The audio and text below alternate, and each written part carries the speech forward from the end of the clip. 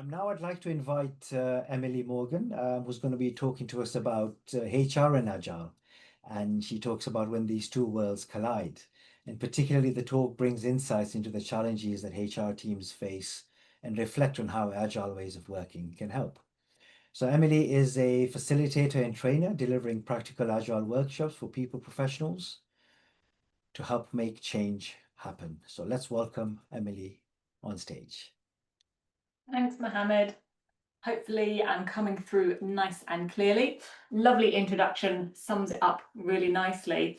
I'm going to start with a little bit of transparency and a little bit of openness in this space.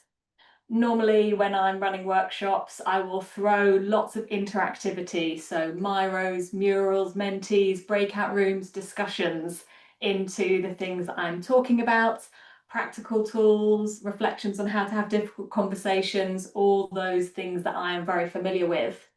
And in this space, I'm going to step slightly outside my comfort zone, and I'm looking really here just to share a little bit of a thought piece, a little bit of some of my own reflections. I've been part of this group, kind of lurking in the background, and whenever I meet people, I'm like, hey, I'm a people professional and I love Agile. I hope that's okay. So I'm here to be me in that respect, but also to think about actually HR and Agile, two things I have a real interest and real experience in, and I just want to champion them coming together. So bear with me. If you want to interact with the chat box, by all means, please do. If you want to raise your hand and pause me as I'm sharing, I would also welcome that as well. But here are my thoughts about when we bring our worlds together.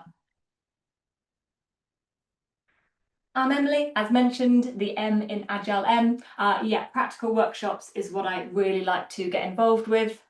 And I'm really here just wanting to think about in terms of HR. And actually, the more I worked on this, the more I discovered this was a little bit more about brand and reputation as much as anything, as we're sometimes seen as the gatekeepers and sometimes seen as risk averse.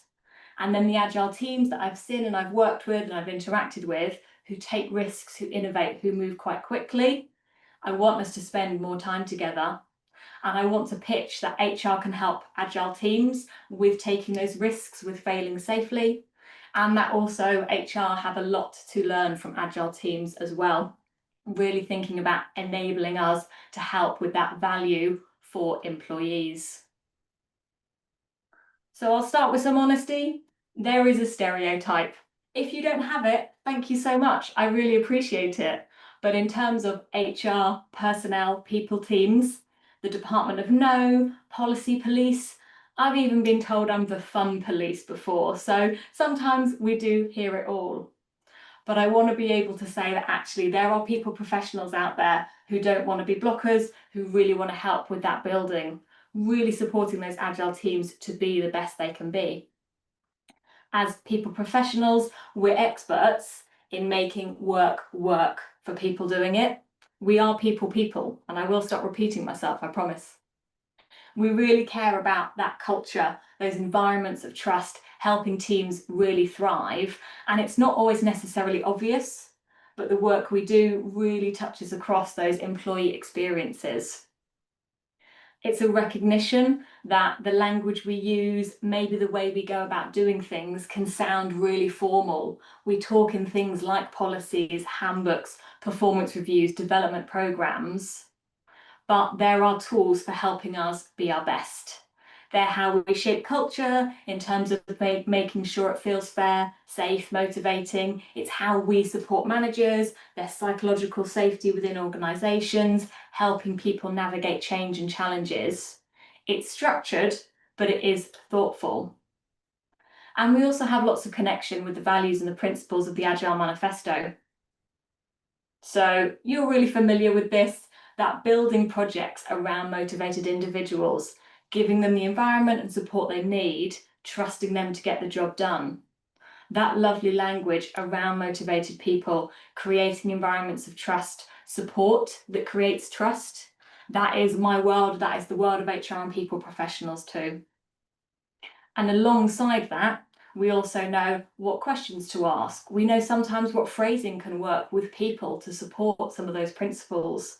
We're familiar with legislation, organizational nuance, cultural nuances as well, that can really support those great ideas that might be happening out with agile teams in departments, out in the field, out in the offices as well. And we can help creating that environment of trust, of support, of motivation for being able to do that work. We really want to support teams to take those bold steps. We really want to be side by side. I really want to be side by side to create those conditions where it really works, even when it doesn't work. And the recognition that agile teams are made up of people.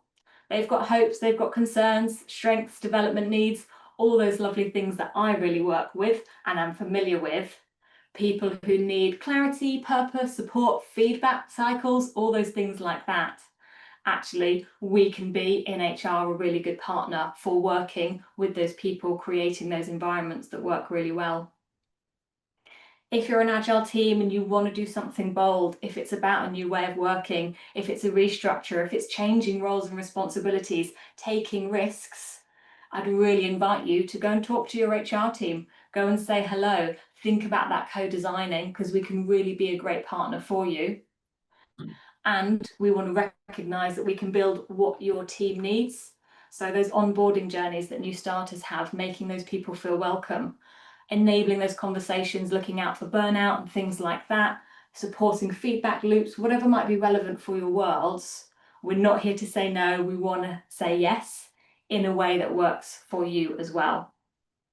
When Agile and HR are working together, it's not a choice between that innovation, that responsibility. I want to champion that we can definitely have both.